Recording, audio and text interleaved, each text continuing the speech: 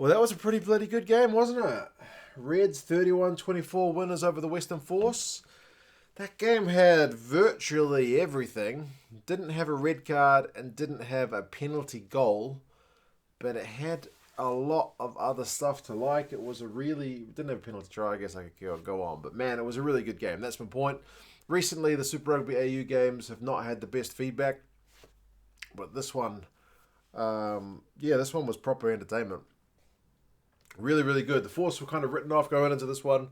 The Reds were supposed to give them a bit of a hiding, but it ended up being a 7-point game and could have really gone either way. Seems surprising because at one point the Reds seemed one try away from really having the game like dead and buried, but they weren't quite able to finish things off, which Brad Thorne, the Reds coach, will be a bit disappointed about. But overall, I did see him with a sneaky smile on his face up in the coach's box at the end of the game. No scoring for the first 10 minutes. But McGregor, the fullback for the Force, got the first try. They had advantage. And then there was a bit of good refereeing as well because there was a knock on from a Reds player going for an intercept.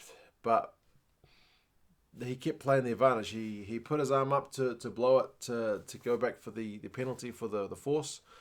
But decided to play the advantage, and sure enough, the Force were able to score through McGregor on the left wing, and a great conversion from Pryor to make it 7-0. Now, great conversions weren't something that will continue, but we'll get to that in a minute. 2 minutes later, Ralston gets the first of his 2 tries. Remember, he scored last week as well, so he's got 3 tries from 2 games. It was a little chip from John O'Lance. Braki gave it the pass, and there was a 2-on-1. Pass to Ralston, and he canters over for a try. Another sideline conversion to make it 14-0. Now, 14-0 was a position the Force were in last week, and they weren't able to hang on. They kind of capitulated after about 60 minutes. Maybe it seemed like fitness was a bit lacking last week. This week, the turnaround was a lot sooner than that. It was only about 5 minutes. Paenga-Amosa goes over on the 19th minute on the left wing. It's turnover ball, Fea Waisotia. He gets the ball. I think McGregor misses a tackle on him. It's a pretty, maybe twice even.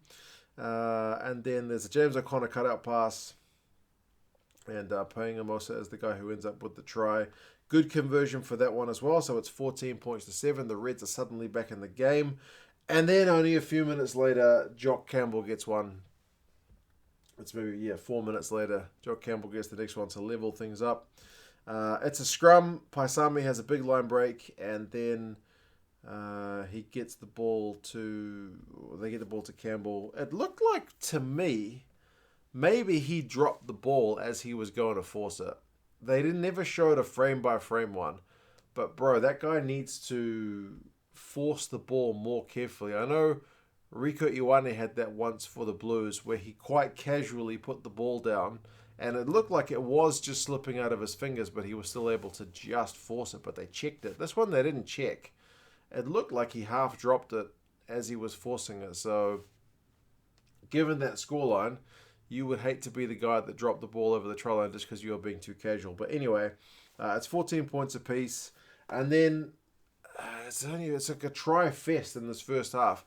Tupou goes over. It's a 1 meter out try, and he's a big prop, so that's kind of what you expect. But he goes through about 3 guys to get the ball over the line. The Reds had a big period of pressure. I think it was Paenga-Amosa that passed the ball to him, and then, he just busts over. So it's 21. It was all from a 50-22 as well. There's a 50-22 that set up the Reds to get that line out to be in the position they were in to be attacking. So that was good use of that. And it's 21-14. After going 14-0 up a few minutes later, they're 7 points down the Force. It's the only lead change of the game. And then Ralston, though, on 39 minutes, they're under pressure, the Force, and it looks like they've pretty much waving the white flag, seemingly. Definitely not when you see this final scoreline, but seemingly it looks like the Reds are unstoppable. They just got all the momentum, and the Force are just holding on by the skin of their teeth. James O'Connor plays this pass to Paisami, but Ralston reads it like a book, and boy, that guy's got wheels. Like, he's got Dalgunu chasing him, and at least one of the other Reds outside backs, and I think they're probably going to at least make some distance on him, maybe be able to push him out wide. I don't think there was much give or take in the distance between them. Whatever he started with, that lead that he had, was pretty much what he finished with. He's got some real wheels, that guy, and he scores under the sticks. So it should be going into half-time at 21 apiece. But just like we saw last week, the Blues Crusaders game, a kick straight out in front is charged down. I think it's Dalguna that gets the charge down. So they missed the conversion, which is, in the scheme of things, a pretty brutal miss because the game ends up being quite close. Poor, man. No kicker should be taking that long or taking it that close that you can be charged down when it's straight out in front. That's 2 kickers in Super Rugby, both Aotearoa and AU, that have had a red face moment, and these guys need to be aware this stuff is happening. Stop being so damn casual. Not a good look. But, I mean, great for Dalguna for getting the charge down. Shows some commitment. They go in at halftime, Reds with a 2-point lead. The Force have got more run meters at halftime, 286 to 238. But you got to remember, they got about 100 free ones through that intercept through Ralston. Position 60-40 to the Reds, 63% territory. So they really were putting the pressure on in that second half. The Reds attacking at 88%. The Force are at 78. And to be fair, when the Reds are scoring these tries, the Force are falling off tackles, and it is poor. It looks like a really bad effort. And penalties conceded is 4-3 at halftime with the Reds one more. Second half starts off with a bit kind of more like where it left off. Dalguna gets a try for the Reds. It is probably one of the best tries I've seen this year, just in terms of the quick thinking and the execution of the Reds players to get it done. I was live streaming at the time, so I tried to make as much notes as I could. McDermott has the ball at the base of the ruck, and they really pressured him to get his ball out quickly. He does get a very nice pass out under a lot of pressure. It goes to, I think, Paisami, who tips the ball on because he's under pressure as well. And I think it's passed to Stewart, who also quickly draws a man and passes. And then Dalguna, who's still got like 2 defenders to beat, he steps inside and gets a try. It's like perfect execution from multiple guys, all doing their job, as I said, to perfection. It's one of the best tries you will see.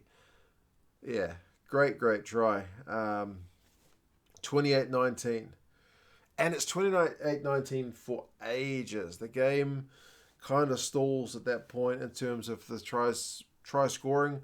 At one point, the Reds went close, like on 54 minutes. The Force are hanging on for dear life. I don't know how their guys are keeping the Reds guys out, but they're doing it. They're showing real heart. They have to. These guys aren't giving up. And they do manage to get a turnover on the line. The Reds should have scored, seriously. But the Force look to have the ball on their own goal line. One of the Reds guys jumps over to try and force it, but it's ruled that the Force guy actually forced it on his own line. So it's a 5-meter scrum to the Reds, but the Reds can't capitalize. And, there's one point where Jock Campbell gets a kick through, and he's close to getting it. John O'Lance is the one competing with him, and Campbell knocks it on, so it's like a chance after chance for the Reds kind of going begging. And then Paisami gets yellow carded on 69 minutes. It's a tip tackle. It's, by today's standards, a yellow card all day long. And sure enough, the Force follow up straight away, absolutely capitalizing on the opportunity with a try to Andrew Reedy. It's a big maul. They get some of the backs in there as well. Ralston's in the maul, so he's adding his weight to that push, and they get it done. And the Reds didn't have a forward in the bin. It was a back, so you might have thought they would have been able to hold them out, but nope. 28-24, the conversion hits the post. If those 2 kicks go over, if that kick from Lance goes over, because Pryor's already gone off injured, and that charge down, it would have been 28 points apiece, but it's not. The Reds actually do manage to get some momentum back during that yellow card period. Ralston puts in a try-saving tackle, so he had a really good game on Hegarty. But then eventually James O'Connor takes the droppy after a huge period of pressure. So it's 31 points to 24, which is the way it finishes. But still only 7 points out in front. And that's the yellow card ends up finishing 5 points to 3 in favour of the Force. So they only got 2 points more than the Reds scored in that yellow card, which I suppose they'll be a little bit disappointed with, because they did have the Reds under the pump for a while, but the Reds really stepped up. So yeah, it's the way it finishes. The Force can't get the job done. They did put the Reds under a bit of pressure at the end, but eventually I think it was Thrush that knocked it on. So yeah, proper entertaining game. Very good value for money. If you watch that one, if you haven't watched it, you should go back and watch it, because it's a pretty good one. Final stats: run meters 403 to 515, so the Force edged that one by over 100 meters. But possession and territory both to the Reds, 55% possession, 61% territory. Tackling, the Reds ended up at 90%, which is phenomenal. The Force raised their game to 83, but still not enough. They had to make more tackles, 175 to the Reds, 151. Penalties conceded was 9-5, with the Reds having conceded more.